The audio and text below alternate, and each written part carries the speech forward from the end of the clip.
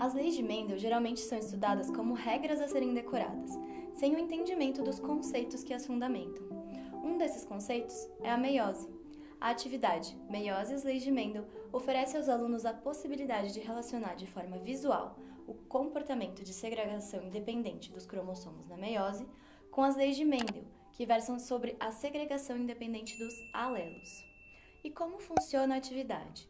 Bom, os alunos representam com massa de modelar um par de cromossomos heterozigóticos para um determinado gene A. Os alelos, representados por alfinetes com os símbolos azão e azinho, são colocados nos cromossomos de origem materna e paterna no mesmo locus gênico. Vale lembrar que o centrômero também tem lugar padrão em cromossomos do mesmo tipo. O primeiro processo a ser representado é o da replicação dos cromossomos, que ocorre na intérfase antes da condensação dos cromossomos.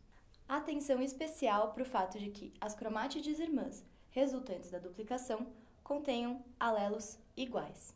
Os cromossomos homólogos duplicados são então emparelhados ao longo de todo o seu comprimento.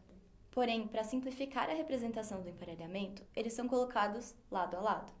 Posteriormente, os cromossomos migram para a placa equatorial, onde se posicionam para a primeira divisão da meiose. Na primeira divisão, os cromossomos homólogos duplicados são separados.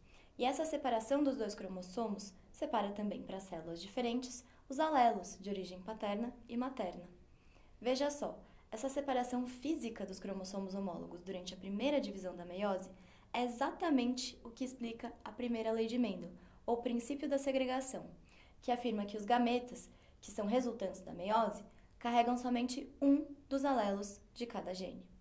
Na segunda divisão, as cromátides irmãs são separadas, gerando 4 células filhas de 2 tipos diferentes em relação aos alelos daquele gene. A meiose tem como resultado final a redução do número de cromossomos. É por meio dela que são formados os gametas. Entender o processo de formação de gametas através desse material permite que os alunos passem a entender também o famoso quadro de Pinet como uma questão biológica e não só estatística. Essa atividade também pode ser realizada em uma célula com 2 pares de cromossomos heterozigótica para 2 diferentes genes, A e B. Nesse caso, a célula representada pertence ao indivíduo duplo heterozigoto, que herdou os alelos azão e bezinho do pai e azinho e bezão da mãe. Após a duplicação do DNA e o emparelhamento dos homólogos, os homólogos são separados na primeira divisão da meiose. O que é muito importante de ser notado na situação da célula com mais do que um cromossomo é que na primeira divisão da meiose, os alelos de origem paterna e materna são embaralhados de diferentes maneiras, dependendo do modo como eles são posicionados na placa equatorial da célula. Isso gera uma combinação diferente de alelos nos gametas ao final da meiose.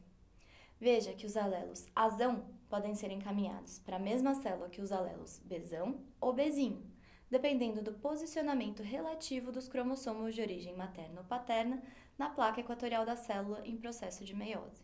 Na segunda divisão da meiose são formados 2 tipos de gametas, azão-bezinho e azinho-bezão, ou azão-bezão e azinho-bezinho. Esses 2 posicionamentos alternativos têm 50% de chance de acontecer.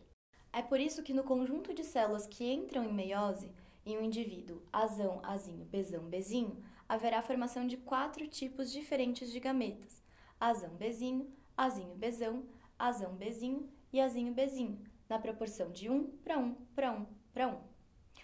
A localização dos genes A e B em cromossomos não homólogos e a separação independente e aleatória dos cromossomos durante a primeira divisão da meiose explica tanto a probabilidade equivalente dos 4 tipos de gametas, quanto a segunda lei de Mendel, ou princípio da segregação independente, que diz que cada par de alelos segrega-se de maneira independente de outros pares de alelos durante a formação dos gametas.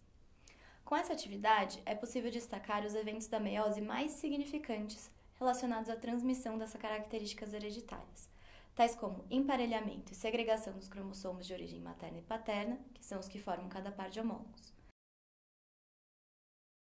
É muito importante que seja dada também ênfase ao paralelismo entre a segregação dos fatores mendelianos e o comportamento dos cromossomos na meiose, uma vez que os genes estão localizados nos cromossomos.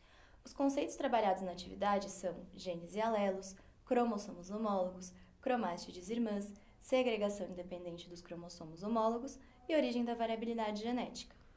Tem alguns pontos interessantes da atividade que eu gostaria de destacar. É um material bastante acessível, já que utiliza massinha, cartolina e alfinetes. Ela também é bastante variável em complexidade, podendo ser realizada primeiro com um par de cromossomos e depois repetido com mais pares. A atividade pode ser adaptada para trabalhar permutação e erros na separação dos cromossomos homólogos ou das cromátides irmãs na divisão meiótica, que vão resultar em doenças genéticas ou síndromes, como é o caso da síndrome de Down, que é a trissomia do 21, por exemplo. Essa atividade está relacionada ao currículo do ensino médio nos temas de genética, hereditariedade, leis de Mendel, relação entre genótipo e fenótipo e a variabilidade genética como forma de manutenção da biodiversidade. Bom, esperamos que esse material auxilie nas aulas de genética e torne esses conteúdos mais interessantes e palpáveis para os alunos.